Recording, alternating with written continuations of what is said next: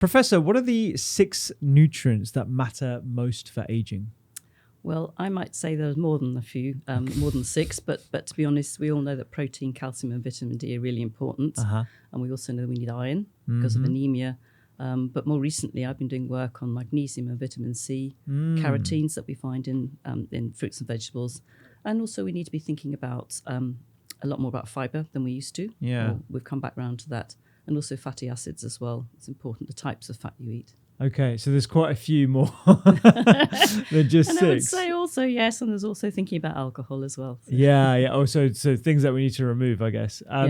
Let's dive into one of those. Pick your favorite one. Magnesium, vitamin C. One that you think perhaps gets less airtime than it should. Yeah. Well, I've been doing a lot of work on why we get sarcopenia and how nutrition influences that. And sarcopenia is where you start to lose muscle as you age, both the amount of muscle you have and then how strong you are. So those two combinations then lead to a number of things, and they lead to also osteoporosis, which is where your bones get thin, and then you end up with fractures and so on, particularly the painful ones that you get that are called low impact fractures. And so, I've been working with magnesium in particular because it's one of those nutrients that seems to come out particularly in my studies where we do work on big populations. So we look at a population and see what the differences are between people and then work out what it might be. And magnesium is sort of standing out really very strongly, particularly in relation to, well, actually it's in relation to, I showed it in relation to blood pressure and cholesterol levels, but much more in terms of muscle and bone, it's related to whether you have fractures or not, well, the number of fractures you're likely to have,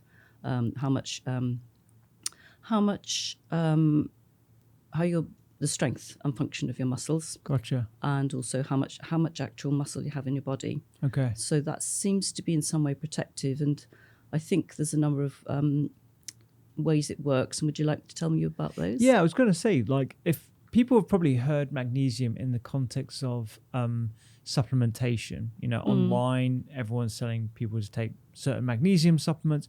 If you were to describe why we need magnesium more broadly to an individual, how would you describe what magnesium is and perhaps where you naturally get it? And then we can talk a bit about the importance to bone and muscle health. Yeah, so magnesium is found in lots of foods, actually. So it's found in lots of foods, such as green vegetables. And interestingly, the reason vegetables are green, it's got the chlorophyll is actually the centre of that is magnesium, in fact. So our blood cells are red. That's got iron in them, so plants have magnesium. So that's why you get a lot of magnesium for those foods. Also, things that have a lot of fibre in them, whole grains and so on, they're good sources of magnesium as well. And then you get some in some of the animal foods as well. So, but there's a lot in the plant kingdom that's actually useful for magnesium. And the other thing is with magnesium, it's also, the reason it's important is because there are at least 300 enzymes and different processes in the body that need magnesium. 300? 300, yes. Wow. Over 300. And actually, I don't think we know all that we need to know yet. So I think really it's interesting in that respect. Yeah. It's really interesting that I don't think people realize just how important magnesium is to all these different pathways in the body. And it's interesting that you say that we probably haven't fully investigated all those different pathways that are the reason why magnesium is so important. Yeah, and one thing we need is to have a good amount of magnesium in the blood. Okay. So we don't do too high or too low, and the reason it tends to stay very steady and the body keeps it steady is because it does affect all these enzymes. So it works really hard, these processes in the body works really hard to maintain it at the right level. And so it's excreted, it's absorbed through the intestines in your gut, but then it's also excreted in urine as well. So it's a real balance. And then of course we need magnesium for bones and for muscle. And I think people have realised that magnesium is less. They haven't really thought about magnesium so much in terms of bone. They've always thought about calcium, but magnesium is part of the structure of bone as well. As you're saying that, as a GP. I worked in the NHS for many years. The first thing that's drilled into my head is calcium, and then vitamin D, and then probably protein. I don't think I was really thinking about magnesium back then. I'm not surprised. A lot of people haven't been really. I just realised there was a lack of information about those nutrients. Particularly, I was interested in at that point in looking at muscle because people hadn't really looked much at all at micronutrients and muscle, really. I mean, they'd looked at vitamin D, even since I've been working on muscle. Vitamin D is only sort of, I would say, the last 10 years become recognised as really important for muscle. Sure. But people just hadn't really thought about it so much. But you also need enough vitamin D to absorb your magnesium and your calcium anyway. So that's really important. They all work together. Okay, so it's not like these are isolated micronutrients. They work in harmony to keep themselves balanced. And actually nearly all the micronutrients do that. Really, it's the same as calcium. You know, calcium's similar to magnesium. At least 300 kind of processes and metabolic pathways are used. But calcium's essential for those anyway. Yeah. So, you know, you need a decent level of calcium in the blood too. And again, you know, clinically you would have known what would happen if you have low or high calcium. For sure, you know, it gives you all sorts of issues in your body, doesn't it? Absolutely. So, And in terms of, so just for the listener, let's drill down into what we mean by magnesium helping with these different pathways. Is magnesium used as a cofactor, as an enzyme essentially, or is it used in a different way? Well, I mean, for bone and muscle, certainly for bone, it's part of the structure, but it's also used as a coenzyme. It's used in a number of processes. It's also involved in mitochondrial function. So mitochondria, those sort of tiny parts in the cells that are in your body that actually release energy. So it's needed so that you can generate energy really, and these tiny mitochondria. So, and we know that from some work that a colleague of mine has been doing. So this is kind of really interesting because some of these things we didn't really know so much about until recently. Yeah, and you mentioned magnesium level in the blood is super important, and the body works really hard to keep that steady. But we find magnesium in other places in our urine as well as in the serum. What is the best way to measure magnesium? Complicated because you can measure it in blood, but as I said, the body's trying so hard, like with calcium, to keep it so stable in the blood. It really, then the rest of the body suffers in a way. So that's when the bones suffer because, you know, it will be released from the bones to actually make sure there's enough magnesium in the blood. If you have, in terms of excreting in the urine, there's a lot of things affect that as well. Do you want me to talk about that too? Yeah, please, yeah. So, so some of the things that people don't realise is that, say, when they have, we're drinking a lot of alcohol, you know, lots of pints a night, you know, lots of spirits, bottle of wine, that sort of thing. That impacts on how much magnesium you goes out in your urine, and it does leave your blood lower.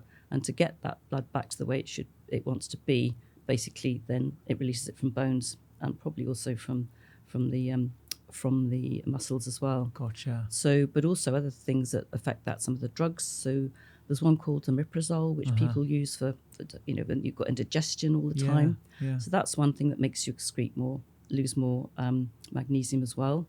And then there's so that's one of the proton pump inhibitors, as they say. There's some diuretics as well, particular sorts, not all of them, that make you lose more through your kidneys. So you're losing magnesium partly because in the stools, you know, when you go to the toilet, but also you're losing it in your urine as well. Gotcha. Okay. So a measurement of magnesium that is quote unquote normal in the blood level doesn't necessarily mean that you're getting enough magnesium. Yeah, and that's the trouble with measuring magnesium. You can measure it better in red blood cells. Okay. And it's a little bit more precise than if you measure it in plasma, but it's still not easy. Now, having said that, clinically, if somebody's at risk, and you know, it can either be much higher or much lower than you would normally be, and then if you that tends to happen, say it would be higher if your kidneys fail. So basically, as we're getting older, you know, any age from about 30, we start to decline, sadly, and so your kidneys start to function not so well. And once your kidneys are not working so well, particularly if you go into what's called renal failure or kidney failure, that's when magnesium levels will be much higher in the blood, and that's an indication it's not so good for you. Right. At the other end also it can be much lower, and that's probably a combination of really not having absorbed very much and also having other problems. That's usually a sign of some kind of clinical problem as well. Gotcha. And so it sounds as if the bone is an area where we store magnesium that we can utilize if we're passing too much through urine, through alcohol or certain medications. Are there any other stores of magnesium? They're in the blood as well. It's in the blood. And it will be in other tissues, but thinking about a muscle, clearly, muscles. It's one of the biggest stores as well. Okay. But as to brain, I don't know, but I have no idea. Okay.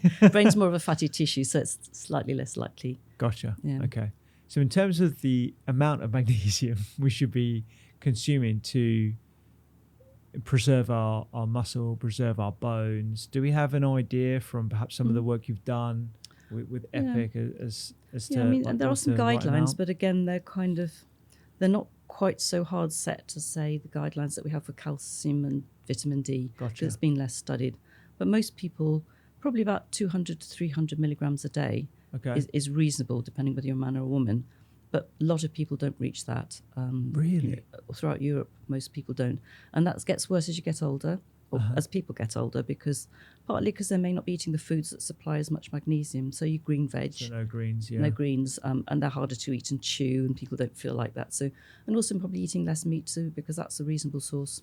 And the reason why, it's a reasonable, magnesium is important for muscle, but you can see it because it's actually found in muscle when you eat animal products too. Do vegans and vegetarians tend to be more at risk of magnesium deficiency for that reason? Not necessarily, because they, as a rule, well, if vegetarian or vegan is eating a great plant-based diet, that's actually made of lots of vegetables, cereal foods, so sort of wholemeal breads, those sorts of things, they're probably not that much at risk, but they need to be cautious about their vitamin D levels. Okay. And I think anyway, I would say if you're vegan or vegetarian, on the whole, you want to be taking vitamin D supplement. Gotcha. Because although calcium might be lower, your intake might be lower, the whole point with vitamin D is that you actually, with your bones and so on, is that you need vitamin D to absorb these calcium and magnesium. Gotcha. And if you haven't got enough, then you're not going to absorb it properly. I mean, there is a balance anyway, because calcium is it varies depending on your needs. So the body only absorbs as much as you need, really, which is why there's only a percentage absorbed, and that does vary. But even so, people still end up with difficulty with osteoporosis and so on. Yeah. With supplementation, which is like a quick fix, and a lot of people have been marketed magnesium supplements. You might have seen them: magnesium biglycinate, magnesium threonate, magnesium citrate. Is it just as simple as taking a magnesium supplement to make sure that your bones are healthy and your muscles working? Well, first you need to make sure your vitamin D was okay. Okay. And of course you can get vitamin D from sun, depending on the time of year. In this country, it's only really between about May and October. And also you've got to be careful not to burn yourself, but you can get vitamin D from that. But chances are you're likely to need a supplement or a small amount of vitamin D anyway. Sure. In terms of magnesium. Yeah. Let's assume that, okay, I'm aware of vitamin D. I've topped that up. I've got a good level of vitamin D in my blood. Yeah, magnesium supplements. So I think the difficulty with some of those is that actually you could end up with maybe too much magnesium. Really? And actually some of them do cause you to have an upset stomach. And that's quite usual, depending. The ones you were mentioning, the threonate, glycinate and so on, they're not such a problem. Okay. But some of the kind of cheaper ones are Which ones? Like the oxide, like magnesium oxide? Yeah, the kind of classic ones that are much cheaper to make. Yeah. Interesting. Is there anything wrong, apart from over supplementing and potentially putting yourself at a high level of blood magnesium, is there anything wrong with taking a magnesium supplement just in case? I guess not, so long as you know your kidneys are okay. Okay. Yes, it's fine, but my kind of feeling is on the whole you're best off having a diet that helps you get the right amounts of magnesium. Yeah. But if you can't do that, then yes, it's possible. Yeah. Yeah. Could do. You did some work with with EPIC. Are there clear sort of associations with the lowest level of magnesium intake versus the highest level of magnesium intake and markers of successful aging, like muscle strength and bone health? Yeah, I've been working on a few cohorts. There's also the Baltimore longitudinal study of aging. Okay. So we've worked with them using markers, and that's in the blood. EPIC, and also the Twins UK study. Okay. So Tim anyway. So Yeah. Yeah, so we did find that actually overall, so doing with the twins was the first one we looked at more, and certainly we looked at more muscle function. So we looked at leg explosive power, and we also looked at at grip strength and also the amount of muscle mass, which is actually technically called fat-free mass because that's the bit you measure with these machines. And we found that essentially it's just almost linear. You divide your information up into 5 parts as to how much magnesium you're eating, and the factors we were looking at, such as muscle mass and function, were very strong.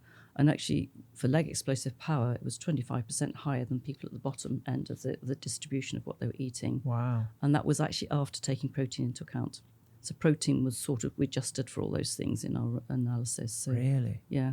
So it's almost like magnesium is as effective as protein, or as important as protein? Well, it seemed to me, yes. And I think going back to what we were talking about with mechanisms, you need magnesium to do many things. And actually, if you don't have enough of it, then you're not going to synthesize your protein so well. So actually, one of the other people I've been working with on this area was I've obviously been working on with EPIC and other studies where we were looking at magnesium. And I was at a conference just before lockdown, actually, before COVID, and there was a guy there who had a poster up, and he was looking at what some of the mechanisms, because we haven't really known quite why magnesium would be important for muscle. And I'd seen it, but just because you see something in a study cross-section, doesn't mean to say it's actually really the whole answer.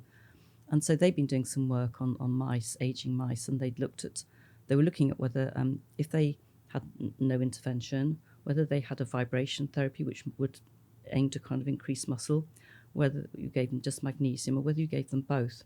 And basically then they looked at all the different ways of using all sorts of fancy tools. You can look at little chromatographs which show you lines and so on. And you could see that actually the mice that had both magnesium and vibration had much better muscle in their legs, say. But also they were looking at some of the biochemical pathways. So when you want to stimulate muscle synthesis, there's a particular pathway which is stimulated by something called mTOR. And that then sets off a pathway for protein synthesis. And so what they were finding was that actually the magnesium was stimulating the mTOR.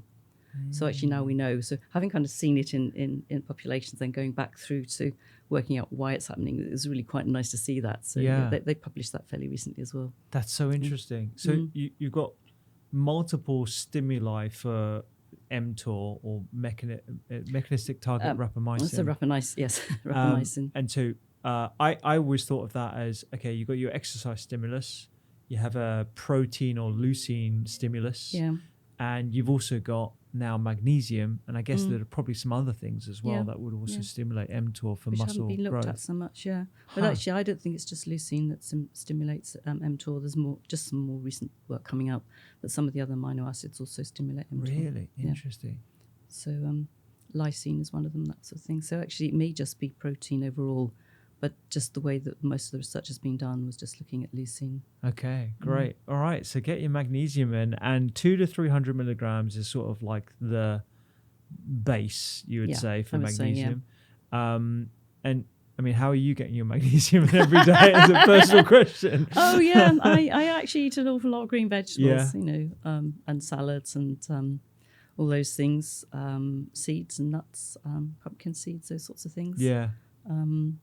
We looked into this actually for a recent video, and it is quite achievable to get a good dose of magnesium from fruits and vegetables, like pumpkin seeds, like you said, things like kale, other cruciferous vegetables. You can get a lot of magnesium in, but if you look at a typical diet, as I'm sure you've learned, looking at thousands of people in those large cohort studies, most people just don't get those kind of ingredients in their diet every single day, right? No, and I mean, there's magnesium, say, in whole grains and wholemeal bread and so on, but even now I was just looking at the most recent publication of the government survey. So there's a big survey they do and publish the details every other year, more or less, and it tracks the nutritional health of the nation, essentially. And, they were looking at that, and hardly anybody reaches the 30 grams a day guideline for fibre. So, that's something that's important in that respect. But also, we're going back to where we always knew fibre was important, but it's been slightly out of fashion coming back in because of the microbiome, which clearly was always going to be relevant. So. Absolutely. Okay. Have we done magnesium, do you reckon? I don't know. I could probably talk more, but I think that's probably magnesium for now. Okay, cool. All right, magnesium. I think we're big fans of magnesium now, and you don't necessarily need to supplement. If you were to supplement, are there particular supplements that you would say you can try, or would you just say avoid the cheap I would ones say, and- I mean, what I would say is if you're going to start with the cheaper ones, keep the dose low. Just have, say if it's 2 tablets a day, start with 1 or half a tablet or something, see how it goes. Okay. Because some people are really sensitive and some aren't. Because if you find the cheaper ones work for you, then that's fine. Okay, great. And making sure that your vitamin D level is adequate as well. Yeah, I mean, how you know that unless you get tested is another thing. Yeah. I think it has to be testing unless you've got like clinical signs of vitamin D deficiency, which can be vague as well. Okay, great. Can I choose one? Okay. Vitamin C. I think vitamin C is super important because I think when people think about healthy aging, they think about protein, think about vitamin D and calcium, like you said at the start. Naturally, I don't think many people think about vitamin C through the lens of aging. So yeah, let's dive into that. Why is that so important? Okay, right. Well, that also is very important for a number of different factors, but I suppose particularly for muscle and bones, it's relevant for because collagen, which is the protein that's the structure of you have this part of your skin, it's a structural protein that keeps your bones together, and that's what where the magnesium lodges and so on. It's also in muscles too, and we need collagen for just about everything. Well, vitamin C is a cofactor in formation of collagen. First thing, it's also for muscle. It's needed for when we talk about contracting muscles. There's a compound that's called carnitine, which helps you contract your muscles. So the vitamin C helps you. Essentially that helps towards contraction of muscles as well. And then we don't really know this, and this is some work I'm doing now, is that we know that mitochondria need vitamin C, and nobody's really looked to see how that impacts on if somebody has a low vitamin C, when you give them a supplement, how the mitochondria would react. So there's other factors. I'm just thinking of other things that it's involved in, but those are the kind of key things I would say. Okay. Yeah, any skin structure, and of course, if you get scurvy, which is low enough vitamin C to be showing in your system, you feel very tired, you feel irritable, and you feel, and also can end up with bleeding gums, and those are all signs that actually it's affecting your collagen. And one thing I do remember, I do kind of tend to go a bit wide. No, please go on a tangent. But this is a podcast. We love it. We went to the Murray Rose a while back. Okay. And obviously I've been interested in bone and vitamin C and thinking about why it was there. And there was a bone from one of the young sailors that was in a case. And basically you could see the lesions from scurvy on this bone. On the bone? On the bone. Wow. So it was actually causing holes in the bone. Oh my gosh.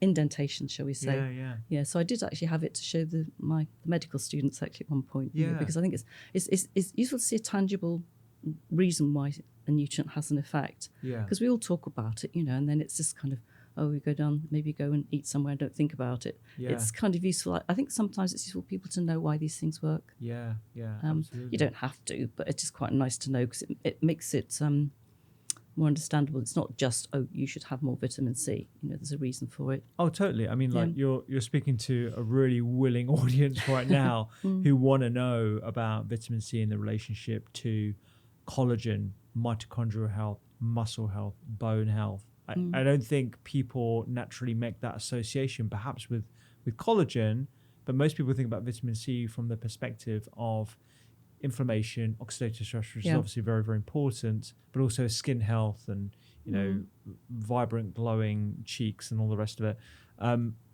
Let's dive into the relationship with vitamin C and collagen in particular, because I think most people might think, okay, collagen, let me go get a collagen supplement, let me make sure I get enough protein, but it's sort of like the combination of having enough amino acids and vitamin C. And I think unless you've got those two things together, your body isn't going to work. I'm not sure, to be honest, I haven't looked at collagen supplements lately. They may be useful, but and there is talk obviously about them being useful for muscle function and so on. Sure, yeah. But I don't know that actually when it comes to anyone's compared a study where you gave someone some meat, beef or something with collagen supplements and seeing whether there's a difference. Because essentially most of the collagen supplements are coming from boiled down either fish or meat or something. You can get plant-based ones too, but so I don't actually know, and it's still got to get through your gut into the system, be carried around and so on. So I don't know really. But I've always found that perplexing as well, because you're essentially giving your body free amino acids that are purified from bone or fish, skin, or whatever it might be. And for some reason, it magically repurposes as collagen in your joints and your skin, etc. But there does appear to be something in the literature that shows a positive endpoint, because they used to be quite dismissive of collagen supplements. But now hydrolyzed collagen appears to potentially have some benefits. And I'm interested from a joint health perspective. I think that could be quite interesting. But vitamin C is a cofactor in the collagen production process. So when you've got enough protein in your diet and you've got enough vitamin C, it appears to enhance that mechanism. I think so, and that's why the collagen's breaking down in your body. It's not functioning. That's why when you end up with scurvy, you've got those problems because it's just not working. And actually thinking about it, it's probably also important for red blood cells because I haven't but because of course they have vitamin C in them as well, so you can measure them. So it's important for, and as you say, the whole knowledge about potential antioxidant activity, anti-inflammatory activity, which is when these are factors that build up as you get older. We know this is the C-reactive protein, which is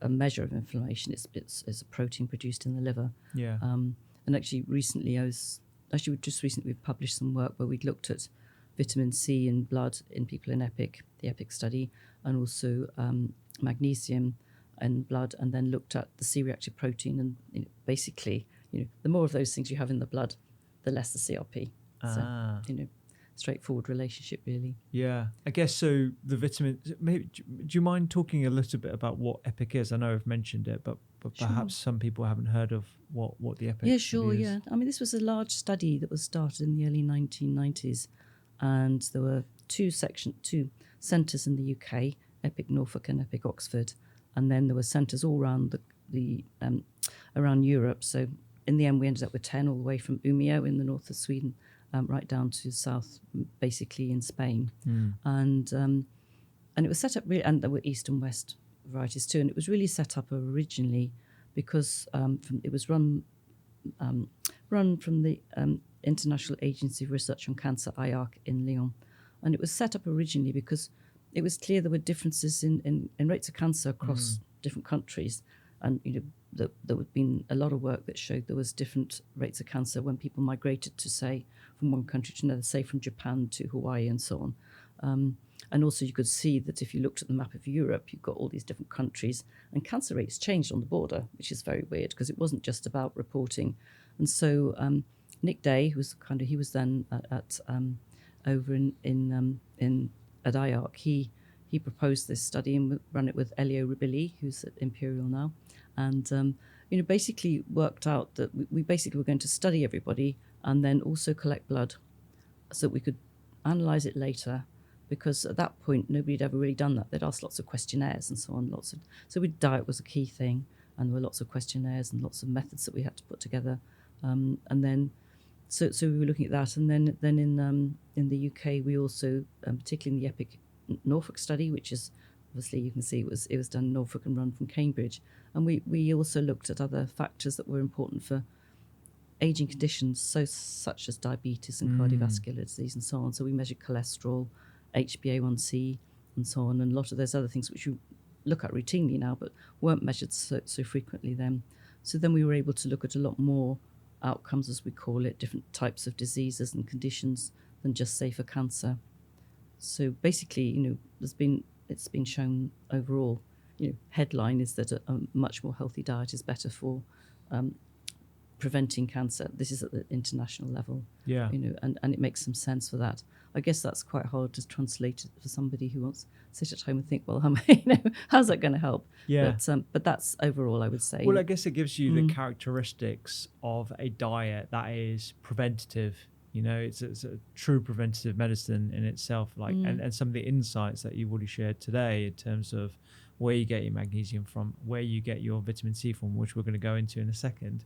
This is the stuff that can actually give tangible advice to or tangible instructions to folks. So and it's definitely been impactful for me. I mean, I've read a whole bunch of the papers, and it's been a really huge resource for so many people.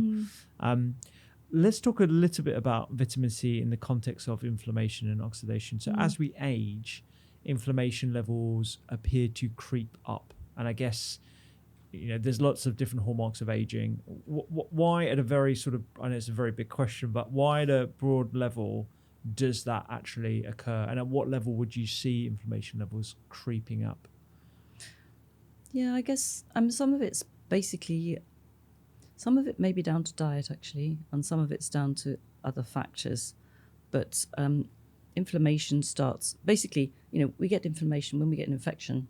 We get COVID or cold or something. You're very lucky to have your inflammation because that kicks in, those inflammatory factors, and it will deal with the infection and so on. So we need that. And that's a very high rise in a particular of the different range of inflammatory factors, and then it dampens down. But with aging, it does seem to be creeping up. Some of it is probably down to be honest, when people have more body fat and they get more of a weight, then it builds up for that's for sure. And actually there is interaction, say, with vitamin C in blood and the amount of fat. It does make a difference. If you actually have more vitamin C, say, for instance, your C-reactive protein, which you're talking about, that will be lower. So, and then what that does is actually essentially... inflammation, say, in your bones, you've got these cells that build bone called the osteoblasts, and the cells that break it down called the osteoclasts. That's how you can remember them. One is building and the other isn't. And actually inflammation intervenes in that and makes a big difference to actually how those operate. So there's a lot of factors that are really changing as you get older. And I suppose what I don't know entirely is, say, if it is just age dependent or whether it is about our body composition and other things and our diet. Because what we do see now is that younger people have higher C-reactive protein, they have higher cholesterol levels and so on. Many of them do. And they're all indicators of what would normally have been seen just aging, but they're just aging sooner, if you see what I mean. So do you think we are aging sooner? That I can't say for sure, but I do wonder, because I think when you see... there are certain diseases, well, like type 2 diabetes is occurring much earlier in younger people now. And it only ever used to be seen when people were much older. But now that is occurring, isn't there? So MODY, maturity onset diabetes of the young, and so on. And some of that is, I think, if I can divert onto what fat is and what it's doing, we used to think that fat was kind of inert. Been around long enough to where we just didn't really think it was just a tissue. We didn't really think too much about it. And then we began to realize it had all these inflammatory factors, had cytokines, other things coming from it, different cells. The cells were changing depending on what was going on. So basically it's a very active tissue that secretes a huge number of different compounds. And don't ask me to list them all at the moment because I can't remember. But what that's doing, so that's really, and that's putting a burden on the body's systems, really. So the more adipose tissue you have, it's putting a burden onto all these nicely controlled sort of little systems that we have. They're just being distorted, really.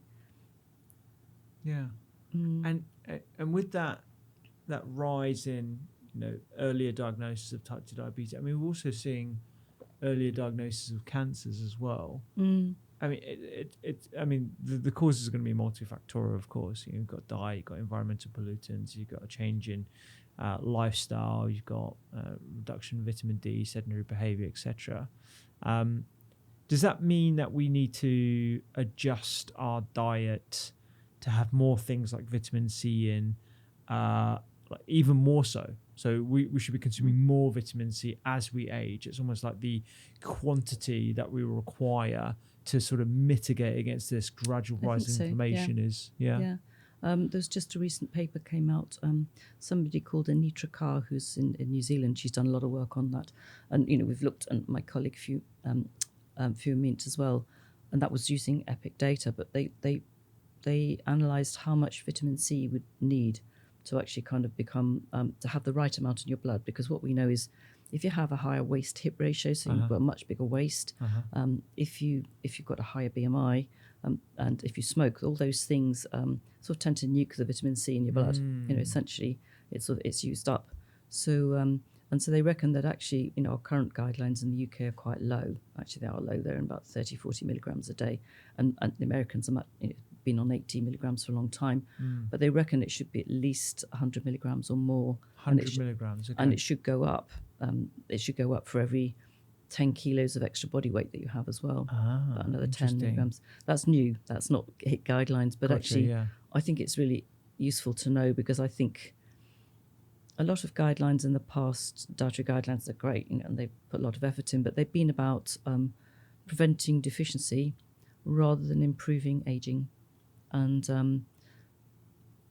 so I think that's, but I suppose the other thing I was going to say is that if you have, part of the reason that the guidelines have been that you would have not so much vitamin C in a way is because when you have more than you need, it just gets excreted in your kidneys. It goes through your kidneys, it's excreted, so it doesn't sit there. Obviously, it goes into your white blood cells and red blood cells and so on, but it doesn't sort of, it can't stay very high in the blood, because actually that's not good for you, because actually it can act as a pro-oxidant. So if you're having very high levels of vitamin C and your kidneys aren't working properly, it's doing very much more harm than good. So you need to restrict it. If you're going to take supplements, you really need to restrict it to probably, I would say, on a daily basis, less than 500 milligrams, unless you've been told that you've got scurvy or you need it for some reason. Gotcha. Yeah. And with it's not guidelines yet, but let's say the 100 milligrams, I'm assuming this is coming from fruits and vegetables and whole foods rather than supplemental vitamin C. Yeah. Because supplemental vitamin C, it's in grams. People are literally taking grams of the stuff as a supplement. Yeah, I'm not sure I would. Firstly, you've got the gut disturbance. You might be lucky to get away with that. You wouldn't have problems with your gut. But secondly, you can have kidney stones. Really? And the other thing that can happen too is that when you stop taking those, you then get scurvy. Oh, really? Because your body's adjusting to the higher amount of exogenous vitamin C. So personally, I wouldn't. And what we don't know, any of us really, most of the time, is as we are getting older, how well our kidneys are working.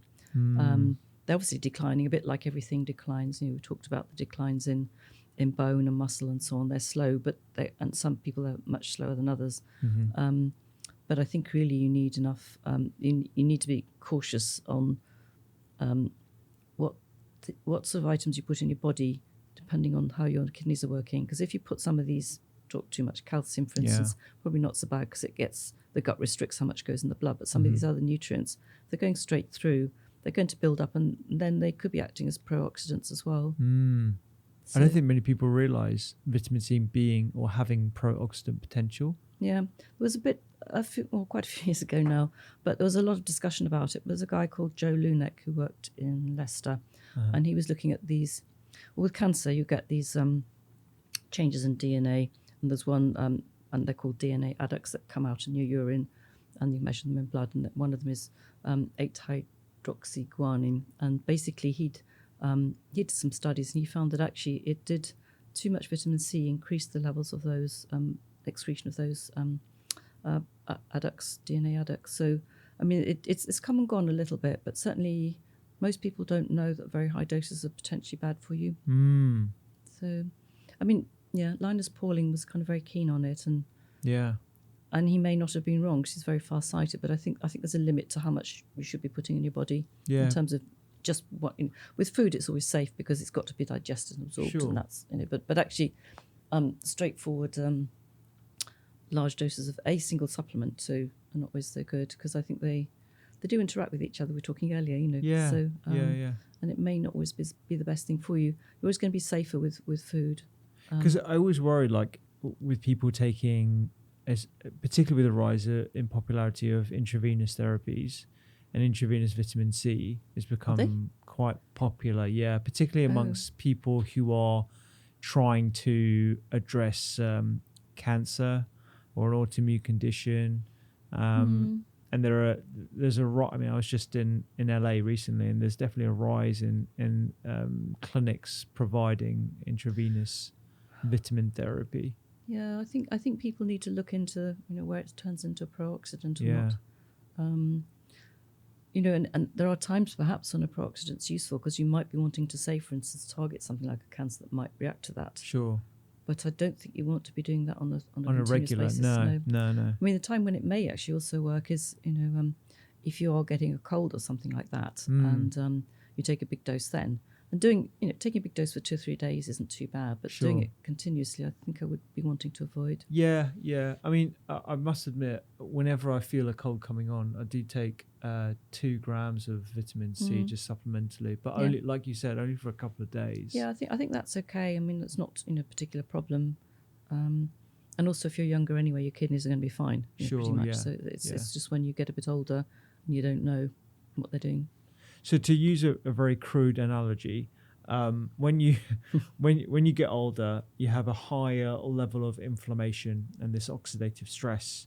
So to mitigate that and balance that, you need a higher concentration of vitamin C that ideally you get from whole food sources. So your requirement to mop up that inflammation goes up as you age. So in an ideal world, perhaps there was dietary guidance that actually tells you, okay, you need to be eating more vitamin C rich foods as you get older. But this is something that people can start doing today. Is that right? Yeah. I think, and also, I was thinking last night about vegetables as well. We tend to forget that actually, you think it's just fruits, but actually it's, broccoli's got high amounts, and a lot of the leafy vegetables do have a lot of vitamin C. Depends how you cook them afterwards, but so you can get vitamin C from lots of different sources, and it's absorbed. So I think ideally that's what you want to be doing. Where'd you get your vitamin C from? Oh, you can do that again, are you? I won't do it for every nutrient, I promise. Right then. Okay. Well, lots. Well, in the summer, I have lots of salads and mixtures of things, and I just have some leaves I grow in my garden and kind of chop those up. Oh, you grow your own? Yeah, just little packs of seeds in a trough, Oh, that's great. And actually, just keep picking them. They're great. Yeah. It's easy. It's good. Actually, it's quite cheap too because you can grow a lot in a small space. So yeah. Do you eat your vegetables raw to try and get more vitamin C from them? Because obviously heat will reduce them slightly. Yes, I don't. It varies. I mean, I do have raw vegetables, and that's fine. But of course, your carotenoids don't get absorbed so well from raw foods. So you absorb more from those if they're cooked. Like if you have. So the different carotenes are all the coloured nutrients in vegetables and fruits, and they may not be needed necessarily for eyesight because there's a classic sort of beta carotene which you get in your carrots. You need it for your eyesight. But some of the others, that they're kind of, I suppose, they're more bioactives, and so essentially you can get those. If you cook some of those, the beta carotene, cook some of them, the vegetables, you get the carotenes are better absorbed. Okay. Yeah. So some vegetables you need to cook to actually increase their. Not always. I just think a variety. Okay. Yeah.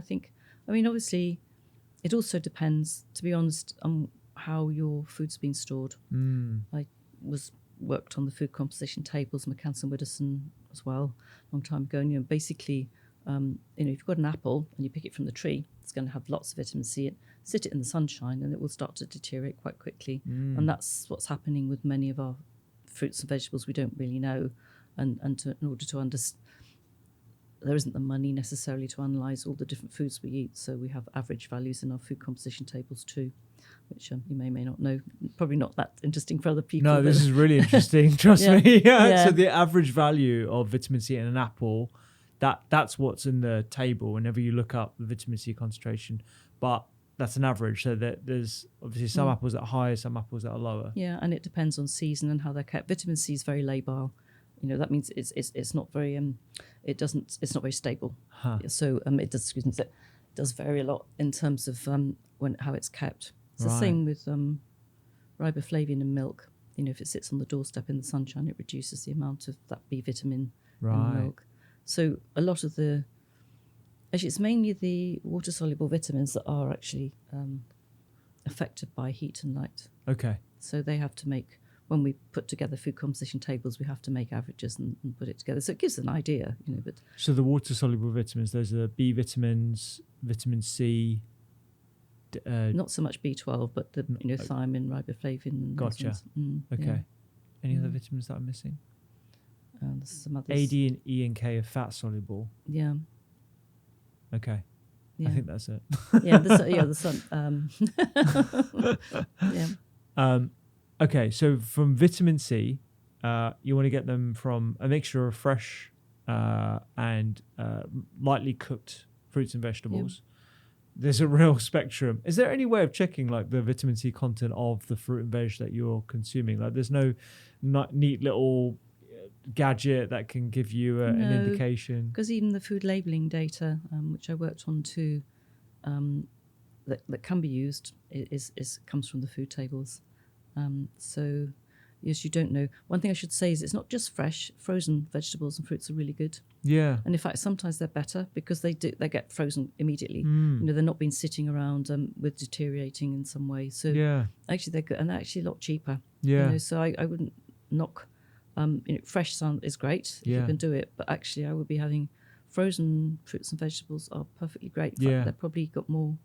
Some of them may have more nutrients in than the fresh ones. Yeah, we're big fans of frozen in the Doctor's Kitchen. We get a lot of our berries frozen. We get spinach frozen. We've got peas obviously and edamame. Like super convenient, much less waste.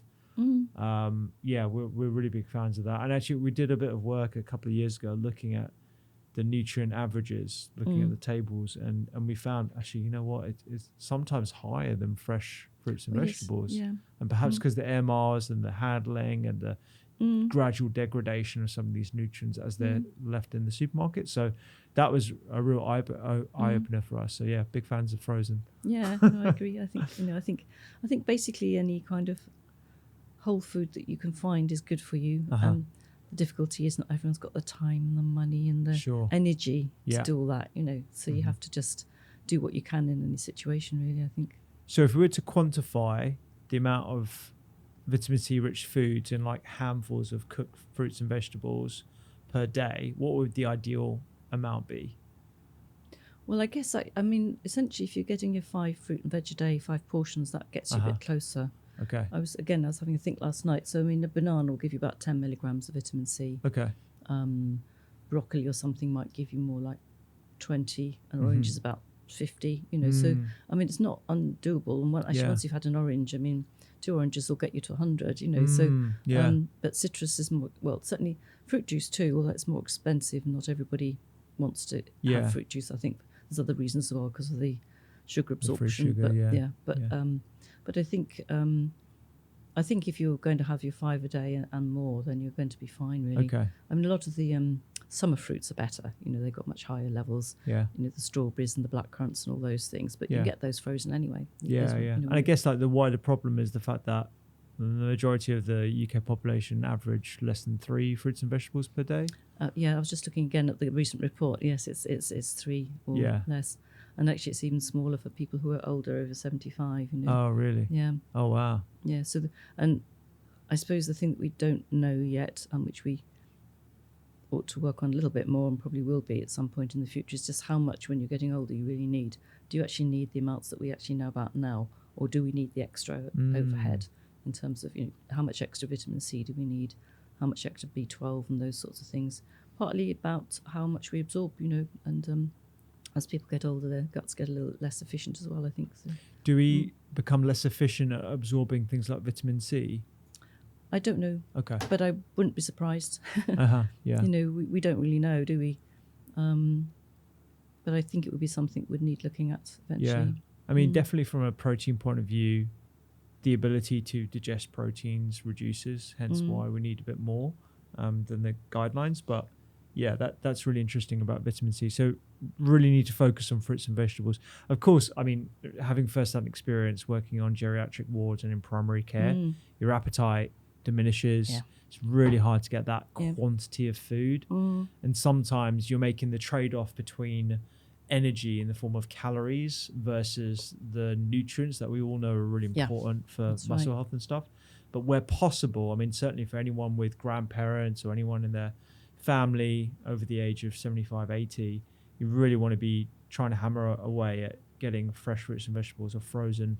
Even smoothies. I'd be a big fan in this case of getting smoothies into their diet because it gives it energy, and I'm less worried about the free sugars in that respect. Okay, I think we've done. I will notice that actually as an observation again, people who are older, heading towards the, like people in wards, they sort of gravitate towards sweeter foods. But actually, there's nothing wrong with that in some ways if they're getting a lot of protein and other things in with it. So, and they find meat, say, harder to digest and eat and so on. So, I think anything that really just gets food into people when they need it is okay, particularly people getting older. But actually, I think not to forget these other micronutrients that are important. That it's not just about. Actually, I suppose long years ago when I worked as a dietitian in hospitals, there was a bit of a battle because people were just being toast and kind of like packet soup. Yeah. And we had to really try and change that because it's not good. Even then, didn't know all this that I know now. Yeah. But, it's not enough for people. I honestly, I think it's the same right now, in terms of what you're offered in hospitals. And unfortunately, a lot of primary care physicians are up to speed with all this kind of stuff, but we're getting better. But the community level of like tea and toast because of lack of access or lack of energy or lack of a support system around them to actually eat the fruits and vegetables is a big thing. But this is why this community of people banging the drum at Doctor's Kitchen, people listening to this podcast are going to be like really getting behind this message and trying to like push the idea out that getting fruits and vegetables into people as we age at an earlier level as much as possible can mitigate some of the issues around aging. Okay, I think we've done vitamin C. So really important for mitochondrial health that we'll talk about a bit more later. Collagen, muscle, bones, mitigating inflammation. Let's talk about another nutrient. It's your turn. You can pick. We've done magnesium and vitamin C. I'll talk a little bit about iron. Yeah, let's do that. Yeah. Because I think we've been thinking about iron and anemia and so on, but which is important. But actually, we've thought much less about iron and iron status in relation to muscle again. So I always think anemia straight away. I make the association. Yeah, and actually, the thing with anemia is it does affect your muscle function anyway because you get tired again, don't you? You can't function so well. Yeah. So I mean, it's clearly important. But so we were looking at in this study in America called the Baltimore Longitudinal Study of Aging, where they enroll healthy people from age of 20 to 90. And my PhD students done some nice work. We were looking at factors you can measure in blood that you would call clinical biochemistry. Say if you're, if you go to the doctor, they'll measure you whether you've got anemia. They'll measure your HbA1c, which is a measure of how well your blood glucose is controlled and that kind of thing. So we're looking at some other, a range of those sorts of what you call clinical biochemistry and muscle function and different factors in relation to muscle function, muscle mass. And we did find actually there was suggestion that actually better measures of iron in the blood, ferritin and hemoglobin were related to better muscle function in men. So, that might encourage some people, if people are interested in their physical activity, to actually think that actually, to consider iron. One thing which I hadn't really thought about saying, but since we've talked so much about vitamin C, you need vitamin C to absorb your iron as well. So that's another reason for having a veg with your other proteins and so on. Why is it that vitamin C is so important for iron absorption as well? Because I've always wondered, I've understood the need to combine, particularly if you're vegetarian or vegan, to combine iron with vitamin C, but I've never really understood the mechanism behind it. Now you mention it, I'm not quite sure I know the exact mechanism either.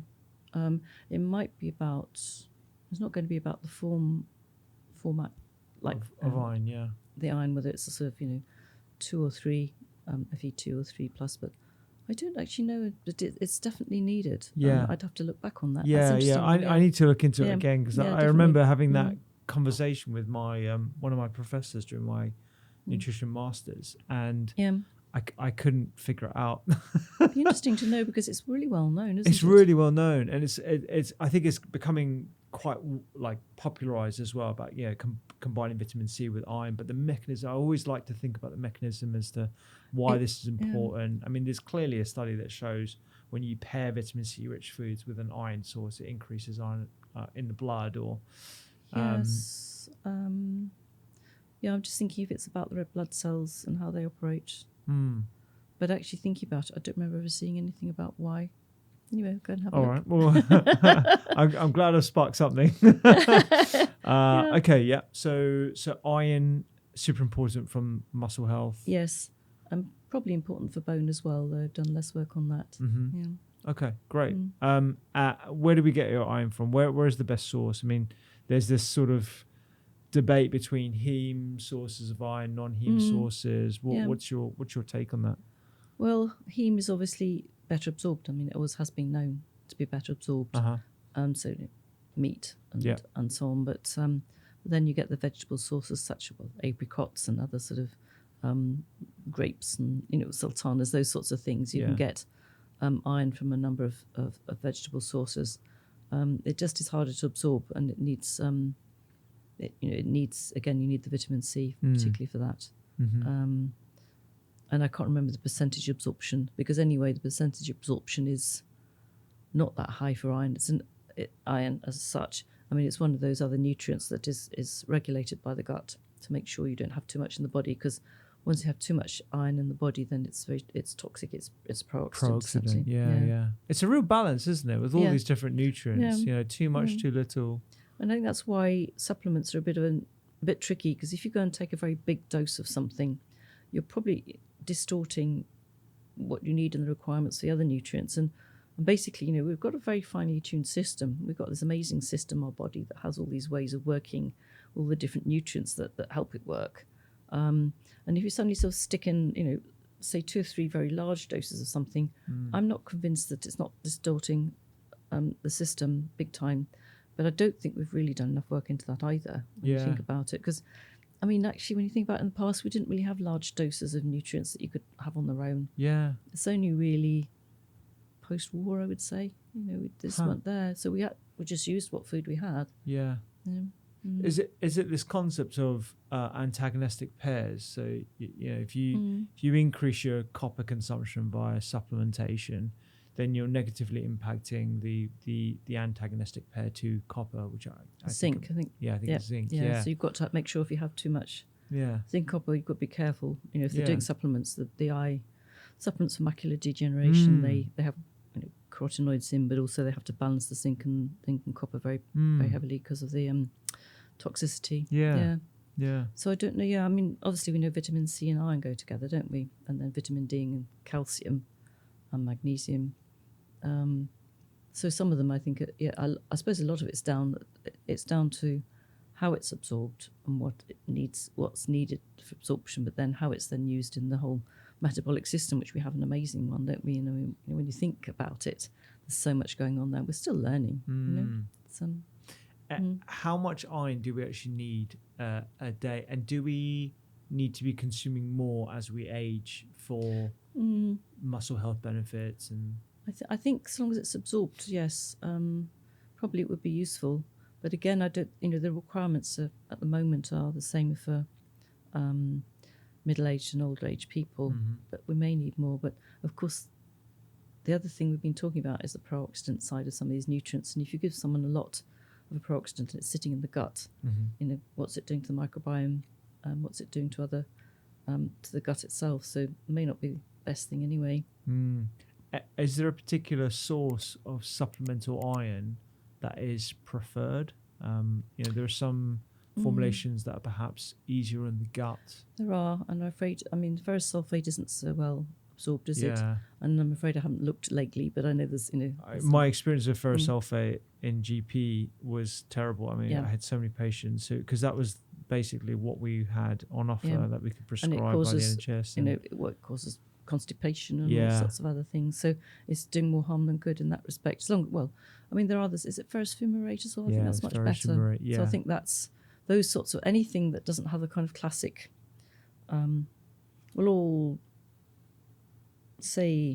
all metal type compounds, iron and all those others have something attached to them to make them not toxic to your body. And so it depends what that extra molecule is, whether it's a sulfate or whether it's something else, or chloride or what have you. and then if you they tend to be more expensive, the ones that are probably more gentle on your system. Mm-hmm. So that's the trouble. There's a real trend for buying organ-based capsules. So where they have like liver from, I don't know, a cow, and then they dehydrate that and they grind it up into a capsule as like an iron booster. Is this? I haven't come across that. I don't know.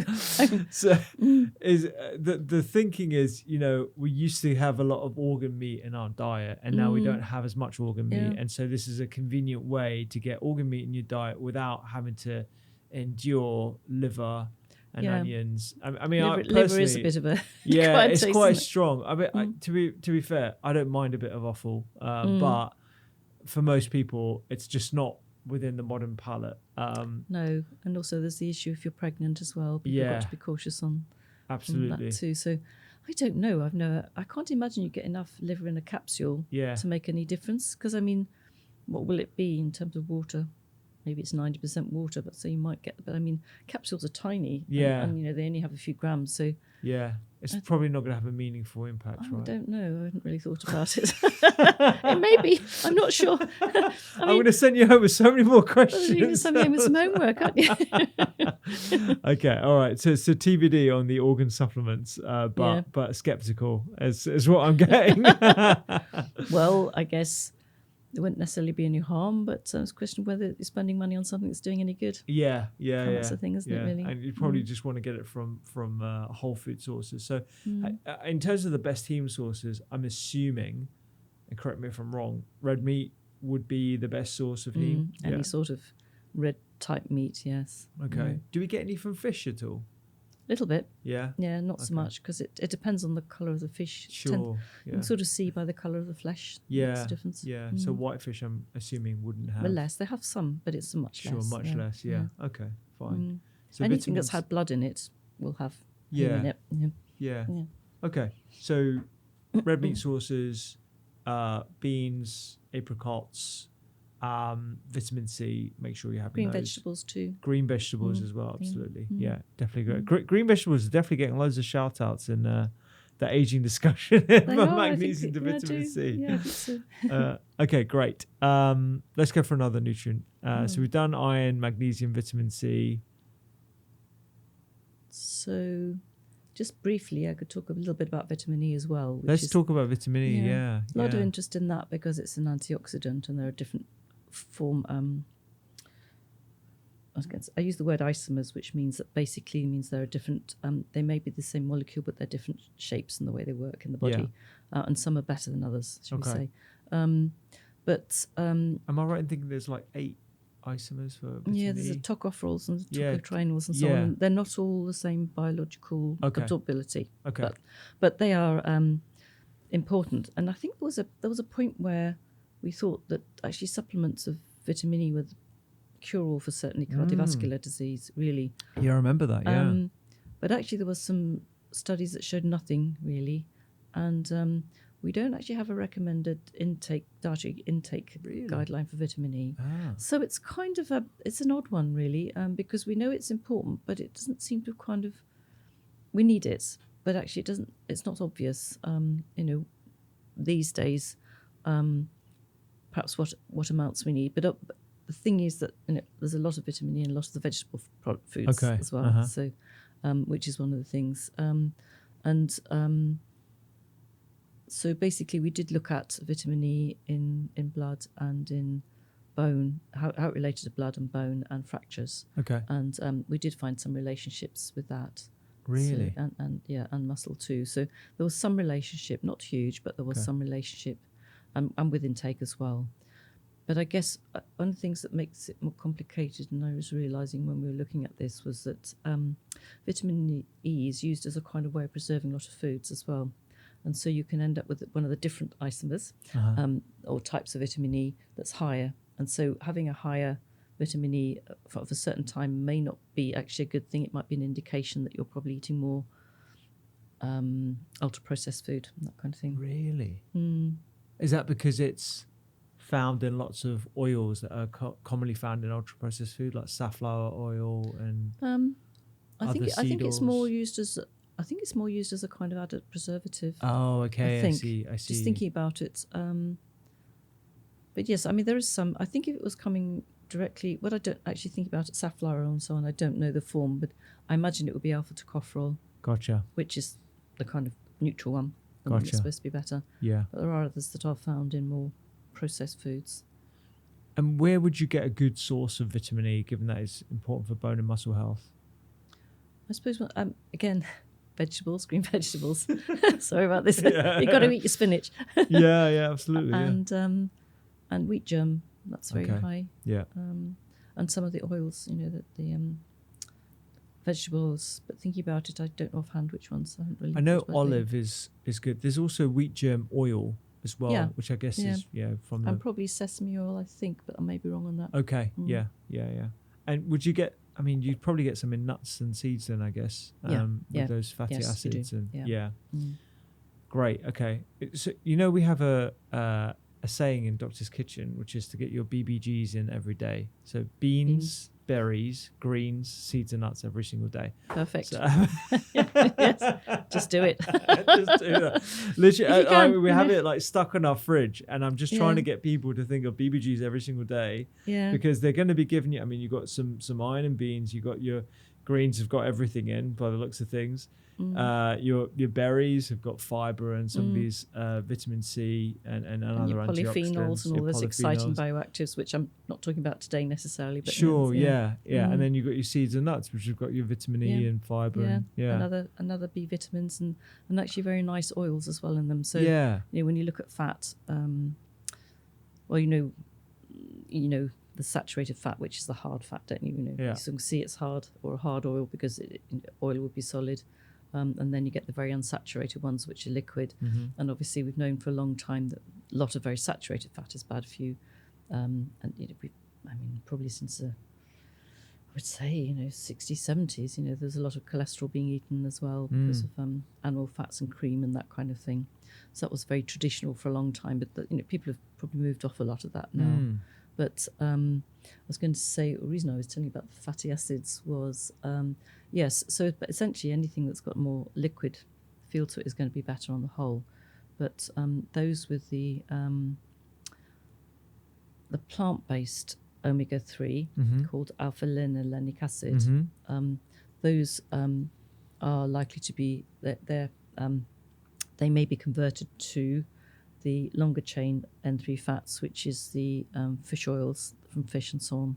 So I published actually ages ago now, but looking at people who didn't consume, who consumed no fish or any of those sorts of things, and people who ate meat, and then what the blood levels were of people who were vegan essentially, or vegetarian who weren't eating any of the meat or fish, and actually their levels, what made me wonder was their levels of there's two main ones that we look at called EPA and DHA, docosahexaenoic and docosahexaenoic acid for anyone who wanted to know. Those were actually not so very different in people who were vegetarian, and there's a whole thing about how much you can convert from the plant-based, which I think I haven't worked on that so much lately, but there must be something going on, because when you go to populations that aren't eating a lot of fish, those levels, if you look at the graphs of what plots with intake and the graphs of the level, particularly in adipose tissue, it never goes to zero. So it's coming from somewhere. And I think probably in Eastern Europe it's possibly more important, but obviously fish and fish oils are very useful, and if you can eat fish, that's fine, and if you've got the money, the time and the source of fish. But actually I have a feeling that I do know, I've shown it, there is some conversion, and it's probably greater where you don't have the feedback loop from the preformed EPA and DHA that's already in the blood, because it allows more of that conversion chain. I've always wondered that, because, and I think there's a real opportunity to study largely vegan and vegetarian populations like you find in India.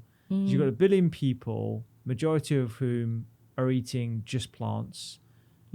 And if you were to test their blood, I'm sure they're going to have not necessarily high levels of omega-3, but some moderate amount of omega-3 in their blood. And they're not eating any fish. No. So they're either really good converters from the short chain omega-3 fatty acids to the long chain fatty acids, or there's something else going on, or they're getting it from a different source. I don't know where. I mean, it must be because we sort of need it. So I think bodies are just adapted to it. Yeah. And of course, the ALA, the alpha-linolenic acid, the plant one, we have a lot more of that in the diet than we do of the than you'd get from fish and what have you anyway, unless you're taking fish oils. So you're getting grams worth of it, whereas you're getting much less in terms of the fish. The fish, the amount the fish will give you if you're eating it. Yeah. So I think I can't believe that we know that if you smoke, actually strangely, if you smoke, you convert more of your alpha-linolenic acid to EPA and DHA. Really? Yeah. And if you're pregnant, which is clearly not going to, but younger women and pregnant women also convert more. Really? But it was a bit odd because, yes, I'd seen this in some of the studies that they'd done. There's a lot of work done in Reading. And then when I was looking at my data, the cross-sectional data, I thought, yeah, it does actually. Smoking. Yeah, the people who smoke did seem to have a higher level. I'm not suggesting you should do that. No, of course not. But I don't know what it's doing to the enzymes that convert. That's so strange. That Alcohol really might weird. also be relevant too. Really? As in like increasing the conversion to omega-3? Yeah. Wow. Yeah. Or the plant. Yeah, that's right. Wow. Okay. Well, I mean, don't take up smoking, anyone. But I mean, I personally take a fish oil or an algae oil for if you want to clean a sauce. Yeah. Well, that's where the fish get their and EPA and DHA from. It's from the algae in the sea, anyway, isn't it? So, yeah. Okay. Would you put omega-3 on your list? Yeah. Yeah. I think so. Yeah. And actually, I did do some work a little bit, winding back a bit to muscle. I did some work a while back looking at profile of the diet and muscle mass. Okay. Because, well, one thing is that muscle mass, fish have got this anti-inflammatory, the fish oils got anti-inflammatory activities, haven't they? But also muscle needs, basically it uses fatty acids differently. And actually once you've been exercising for a short while, you instead of using carbohydrate, you'll know this, I'm sure, it goes on to fatty acids. And so I was interested to know whether if you have more of the N3s and the unsaturated fatty acids, if you had more muscle mass. And essentially, I did see that. Again, that was a long time ago. Published that in the twins study again. So there's something going on there. And the more saturated fat, the lower the amount of muscle mass. So just to repeat that again for the listener. So if you had maxed out your carbohydrate that you're consuming, but you had a higher proportion of fat in your diet coming from these polyunsaturated fats and these omega-3 fats, you were able to utilize that as a fuel source more readily. And well, I would say you can, but I didn't show that. Okay. What I was just saying is that that's actually what happens. So the biology is that when you've used up your carbohydrate, you start to use fatty acids, and it's the free fatty acids that are actually going in to create the fuel that go into the mitochondria that then create the energy and also muscle contraction. But they'd shown some while before that children's, so you can measure fatty acids in people's red blood cells and in muscle as well. But if you look at red blood cells, they relate the amount of the types of fat relate to the diet. They'd shown that in children a long time ago. So it just was interesting to me. Unfortunately, when we did that work, we didn't actually find that essentially the N3s were really positively when you related. say N3s, you're talking about well, I was talking about the long chain EPA. Yeah, long chain omega-3s. Yeah, they didn't really relate that well to muscle. So, and it might have been possibly because there was some what we call confounding. So something we couldn't or we couldn't adjust for the fact that people who were older had less muscle and they were also taking more fish oil supplements or something like that. I don't know. Gotcha. But it's an interesting one because I think possibly for exercise you'd be better off eating unsaturated types of fats, so the oils that we're talking about, than say a pastry full of saturated fat maybe. yeah which is where a lot of the saturated fat comes from in our diet, right? From these mixed goods to pastries and donuts and those things, pizzas. Those things that we all love, but they don't, and you want to eat them because they're made to you want to eat them because they got sugar and fat and they're luscious and everything else. So. Well, we've tried to mix up some of the recipes that we've got to mimic some of that sort of texture and that craveability. So there's one thing that I've been messing around with. It's almond almond flour, so just simple almonds ground up, and then you add some extra virgin olive oil to that, a little bit of maple syrup and some dark chocolate chips, and you mash that together. And honestly, it's like cookie dough. It's so lovely, and it's full of polyunsaturated fatty acids that you can put on your, your Greek yogurt or your coconut yogurt, wherever you like. So it's just about like trying to change people's preferences for away from the saturated fats that are ultra processed to the ones that are those are very readily available. You go to actually any hospital, forecourt or any station, and the things that hit you in the face are all those sorts of foods. It's very hard to buy anything else. So if you're hungry and tired and you're out, it's not surprising we eat those things. And also, younger people tend to be hungry, so they need something. Oh, excuse me. That's all right. Calcium. Yes. Should we talk about calcium? Calcium, yes. Yeah. So we need enough calcium. We particularly need it for bones. But actually, we need calcium too, so that we can contract our muscles, actually. So we still need it for many things. It's another, it's, as we were talking earlier, it's, like magnesium, it's got, a lot of different metabolic processes or processes in the body, as we call it, that need calcium to work. And they need the calcium in the blood to be very, to maintain very tiny, small amount of variation, really. Yeah. So calcium levels need to be super steady. We need a good amount coming in the diet. If we don't have enough calcium coming in from the diet, what happens? Well, essentially, the bones give up their calcium, really, and that's part of the reason why we get osteoporosis, I think. I mean, it's about also the way those cells I was talking earlier, the osteoblasts and osteoclasts, work together, but it's also about, we have calcium. There's this compound called hydroxyapatite that's in the bones that causes most of the mineral. There's actually also magnesium in that too, but basically it gets released, and so this is one reason why we have less calcium in our bones as we get older. And for women, as they get older, they're losing estrogen because of the menopause. So that's another reason why we end up with more fragile bones. And yes, I mean, for every lady who's sitting next to somebody, possibly at home even, somebody else of a similar age, if you're over 50, one of you's going to have osteoporotic bones and possibly a fracture before the end of your life. But men don't get away with it either.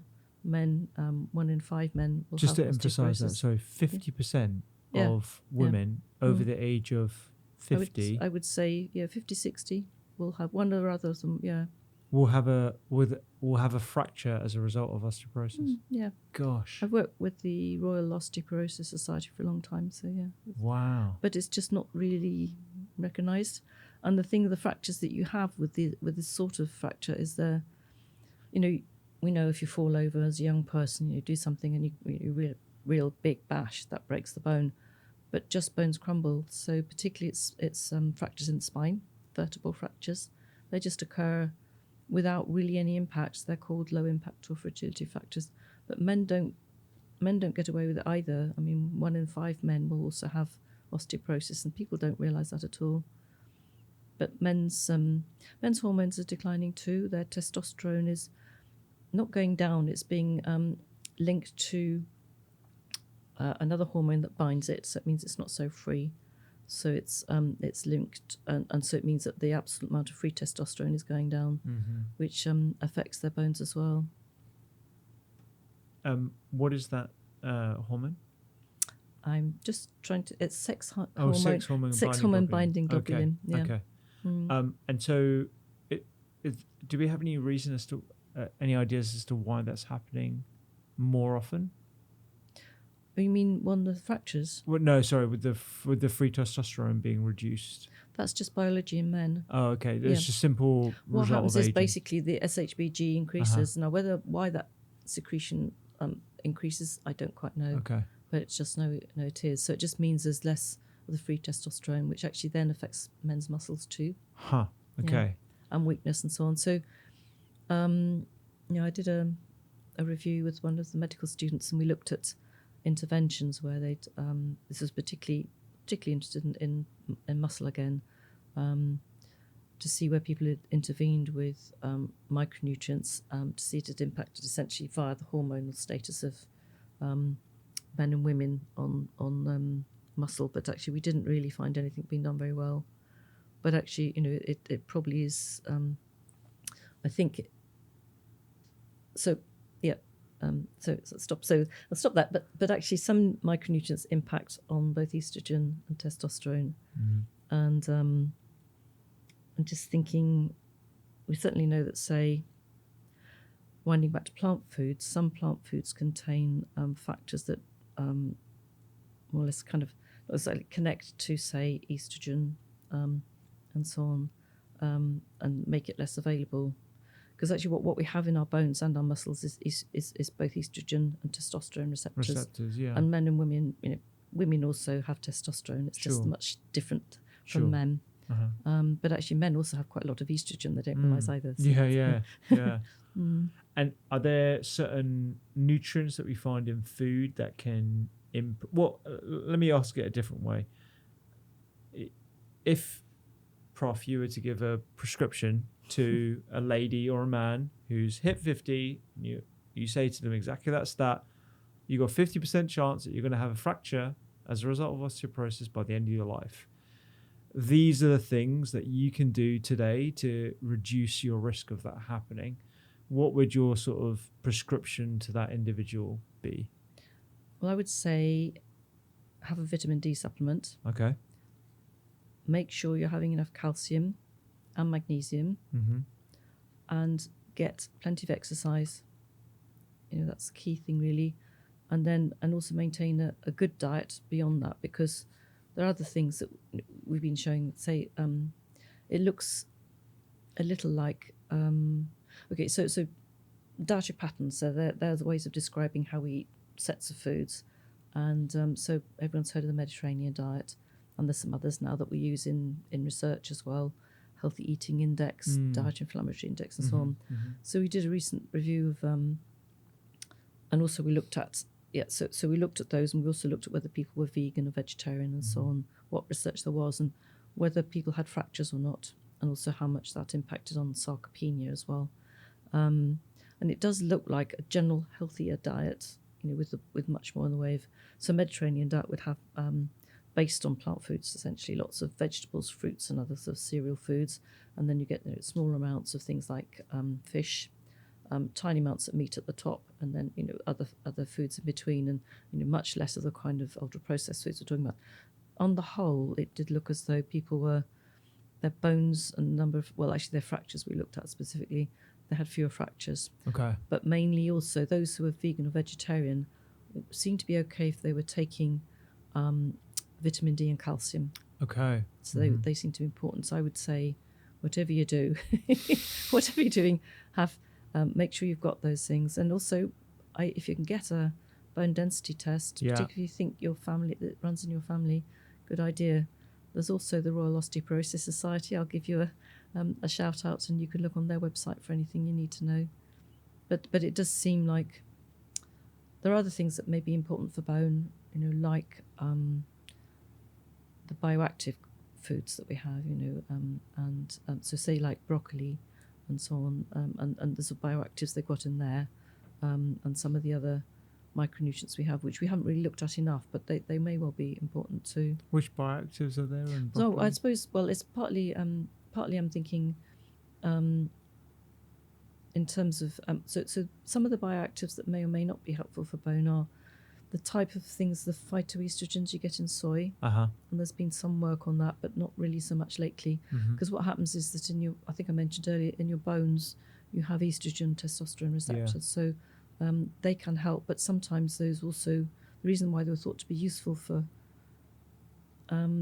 breast cancer and those sorts of things was they were probably blocking the normal estrogen receptors from producing too much estrogen that might be causing cancer. But sorry, it's a bit of a complicated it's quite complicated, link. isn't it? Because on the one hand, soy appears to be, which is a typical phytoestrogen-rich food, soy appears to be beneficial for reducing the risk of breast cancer. Yeah. It also appears to be beneficial for bone health. Whether or not that's because of the isoflavones or because of the fact that it's rich in fiber or it's got a protein in it, it's quite hard to determine, isn't it? But I know that there's that association, right? Yeah, I will say though, a while ago I also did some research in EPIC, and we looked at people, because we were interested really, the person I worked with particularly was very interested in soy and cancer, essentially, and there's a lot of work going on then. And I looked at whether people were consuming soy or not, and their bone density measured using a particular method called heel bone ultrasound. Oh, heel bone ultrasound. Yeah, okay, which is slightly different from measuring using a DEXA scan. Mm-hmm. But anyway, we found is that just as accurate, the heel bone? Actually, we didn't think it was, because when we did that, it was new. But actually, it does predict fractures as well. Okay. It's not quite the same measure. It's but it does indicate. Okay. And particularly you can also use it in large populations, and it's reasonably easy to use it in a GP surgery or something as well. Mm-hmm. But it's also it's just really used the heel. But anyway, it does. Yeah, it does. Has shown. Yeah, sorry. We did look at vitamin C in fractures as well. Okay. Yeah. and found it related partly. Yes, so in men and women. So I've done different things. Yeah, I was trying to stick to a slight narrative, but I don't I mind. know we're going all over. That's great. But you were mentioning soy and bone mineral density. So basically, what I was looking at was bone density, and people that ate meat and those that didn't, and whether they ate soy or not. And actually, it did appear in the men. I looked at this really carefully. Some of the men actually had much lower bone density than you expect eating soy on a diet in this country. Now, I didn't know whether that might be something to do with possibly interacting with testosterone, possibly. Interesting. If it was, we were very careful with it, and I checked everything, or whether. So soy's eaten in the Far East all the time. Yeah. People are used to using it, cooking it, and what they eat with it. I did wonder if perhaps on the basis of, say, a more Western diet, if it may not be quite so helpful. But I haven't taken that any further, but I was just interested in that because it seems surprising, really. Yeah. If soy was having a detrimental impact on bone mineral density, do you think that might be reflected in Asian populations who tend to consume quite large amounts of it? I think not necessarily, because I think it's what the baseline. If you look at how foods are digested, it depends often on what else it's consumed with. So no, and actually I did also do some work where we looked at men and women in Hong Kong and looked at diet and fracture risk and so on, and other factors, because I assumed that everybody was with my colleague Jean Wu, we looked at people in Hong Kong and knew that they're all much more active. They are much lower BMI. They don't drink anything really compared with what we do in this country. But I just assumed that they would have much better bones. That would be, it was fine, but we couldn't really see anything that differed between the countries that made any difference. Really, it was almost the same levels of fracture risk, except for women who had a higher BMI were more protected in England, in the UK. Wow. But yes, I thought we'd find all sorts of things, but it was really. No, there wasn't really so much difference. It's quite interesting. Yeah. Okay, I'm going to take us away from nutrients and talk about like a dietary pattern that you mentioned in a previous lecture, I think. Alkaline diets. So what do we mean by an alkaline diet? Okay, so when you eat foods, there are some that are more alkaline forming in the diet, in the body, and some that are more acid forming. The ones that are more acid forming are basically meats, animal foods, and things like dairy, and then the plant foods, and actually also cereals, so sort of cereals like bread cereals and those sorts of things. And then basically the opposite side that create more alkaline effects in the body are fruits and vegetables, essentially. And there's a way of calculating this. There's a PRAL index, which my colleague in Germany used. PRAL? PRAL, potential renal acid load. Yeah, and it's about the balance between calcium, magnesium, and protein. And now you've got me because I wasn't. Sorry, I just put you on the spot here. Yeah. And chloride, which can be ignored. Sodium, yeah, that's right. Okay. And basically those things balance each other out, and essentially depending on what the diet is like, if you have a diet that's much higher in vegetable foods than animal foods, then it's more alkaline. And I did also publish again, which I wasn't going to talk about this at all. I was about this other thing. That actually a diet that's, and I have also shown it's related to, so a more alkaline diet, alkaline forming diet, does relate to pH in the urine. I showed that in Epic Norfolk, where we just had spot urines, but essentially people who had a more alkaline urine were consuming more fruits and vegetables and less meats and so on. Gotcha. So there's a whole paper out there if anyone wants to go and look at it. But the thing with spot urines is, your renal excretion changes all day. Yeah. So, you could have more or less depending on, more alkaline or more acid urine at certain times. So you'd really need to look at it mainly over 24 hours. But it was interesting that I showed something there. I just couldn't believe it. But it did look as though if you had about twice as much vegetables as animal foods, or plant foods as animal foods, then that was a good mix where you became quite neutral. Okay. And so an alkaline diet, does that? I'm assuming that confers benefits. So as a spot test, doing a pH in urine, that is essentially a proxy for how much fruit and vegetables you're having in your day to day. Yeah, sort of. Although it's slightly is compounded by the sort of acid formation from fat as well, essentially. But it does give you, you'll find if you do try it, it does change. And it's one thing I've always been meaning to do is actually really just do spot urines. We'll just do interventions and see if it changes, because you can also measure pH in saliva as long as you've got a clean mouth. Really? Yeah. Ah. So if you want to get on with that, I'm happy to chat to you about it. So I haven't gone around to it.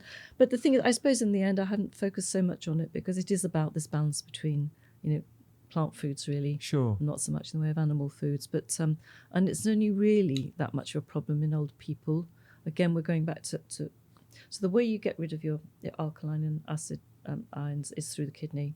And if we're talking about this gradual slowing down of the way kidneys function. So really, the issue is when if your kidneys aren't working so well, then you can build up a small acid type of environment in your blood.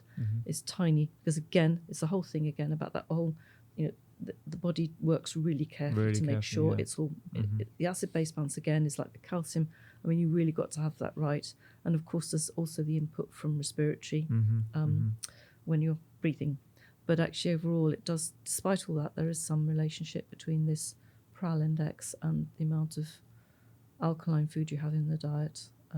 And we did show it was related to fracture risk, actually. Really? So, yeah. Wow. We published. It looked as though it's protective. So a more alkaline diet, i.e. one that has more fruits and vegetables in, less acid-forming ingredients, i.e. meat, might be protective against. Bone might be protected for bone mineral density, i.e. prevent fractures. Yeah. Again, Wow. I've got publications. That's so cool. It's really interesting. Yeah. I wouldn't have made the association between that. I think. Yeah, I mean. And also, just to heighten your point about just how well controlled the body, how tightly controlled pH is in the blood. It's just 7.35 to 7.45. Yeah. And nothing really disturbs that. But the body works really hard via the respiratory systems and the metabolic systems to ensure that there is enough buffering going on to maintain that very tight control, because that's the optimum pH that your enzymes and everything else is working at. So I kind of got to this partly because as I worked as a dietitian again, and having to give people with renal failure low protein diets, because that's what we used to do. And it was basically about, well, I think to an extent that probably practice has changed a little bit, but it was about the fact if your kidneys are working fine, then I think if you've got a high acid load, it doesn't matter that much. But once your kidneys are not working so well, all these things come to matter a lot more. And it's when you might also have too much magnesium, the sort of things that start to go on. So it's about how your kidneys are functioning, really. Any other benefits of having an alkaline diet beyond bone mineral density and fracture risk? Because you hear a lot. And also muscle, actually. I'm pretty sure I've looked. Yes. Yeah. You hear a lot about alkaline diets as a means to sort of prevent cancer and stuff. I mean, that's the popular use of the term alkaline diets. That if people Google alkaline diets, that's unfortunately they're not going to see your paper. The first thing that pops up is going to be some person's diet. Yes, I was thinking, actually I did it some long while ago and didn't actually publish it. I had a paper ready for publication that looked at HbA1c, which is, you know, a measure of how well your blood glucose is controlled. And actually there was a relationship between a more acidic diet and a higher, worse blood glucose control. But then that probably goes back to the nutrients that are in those foods, you know, the potassium and so on. Yeah. And, you know, the whole thing with vegetables and fruits, they give you a lot more of the good nutrients that you need and the good, we call them, minerals, I would say. Okay, great. Anything else about alkaline diets? Or have we done that, do you reckon? I think so for now, yeah. I mean, I'm a big fan of this idea about how it changes the fact that it changes your pH in urine. I think that needs, it warrants further investigation. Oh, yeah, absolutely, yes. It's so interesting. I've been meaning to do it for a while, actually, but I just... and it also depends on what else you're eating. So if you've got... you're having a certain amount of meat and then you up your vegetables, then that might make a difference. And you probably will see it. I mean, it does. There are other things, like say if you're taking supplements with calcium carbonate, and it will come out really nicely alkaline, and that's just with calcium carbonate in the supplements, because a lot of vitamin C supplements contain calcium carbonate. So oh, really? Yeah. So they're quite the carrier is sort of that. So you'll suddenly think, oh, great, and then you realise it's not about. Yeah. Yeah. So those sorts of things. Or if there's a budding medical student out there, you know, they should work under you to do some work with that alkaline diet. I've got lots of different projects on at the moment. I'm sure, but that's right. Let's finally touch on, I mean, we've talked about it within the nutrients that we've discussed here, but mitochondrial dysfunction, you know, this is something that you're doing a lot of research on ongoing at the moment. So you briefly mentioned it before, but if you were to describe mitochondria to someone, how would you describe them? So basically, you know, we've got all these cells in our body, and we have to create energy to do anything. And so we've got they're like little engines in the cell, and these tiny little, they're completely on their own in the cell almost, well, not quite, but they sit there and you can see them, you know, in with special methods of looking at them. But basically, without them, we couldn't really generate energy. And there's something called ATP, which generates energy. Adenosine triphosphate, which then goes used to sort of for energy and also for muscle contraction and so on. And these mitochondria are susceptible to different micronutrients, but not a lot of work's being done. But we pretty sure that magnesium's one. Okay, it's important. And actually, we did look again. I didn't mention this earlier. We did also look at magnesium in muscle and how that related to function, and that was in the Baltimore Longitudinal Study of Aging, and we did found it related too. Gotcha. So that was useful. So going back to mitochondria, so mitochondria need other things, nutrients to work like us. So they need B vitamins and all sorts of other things, and began to wonder whether actually, vitamin C. There's lots of reasons why vitamin C would be important to mitochondria, and we were thinking about this. And also what we were finding was seeing that lots of people, the women in particular, seemed more susceptible to having lower intakes of vitamin C and how that affected their strength and function and so on, and the amount of muscle mass they had. So we're putting two and two together. We've got a feasibility study where we're looking at women who don't eat fruits and vegetables and probably don't have very high levels in the blood. And then we're using special MRI, which is magnetic resonance imaging technique, where we can look at the way the mitochondria are functioning to see if they function better after having vitamin C. How would you deliver the vitamin C?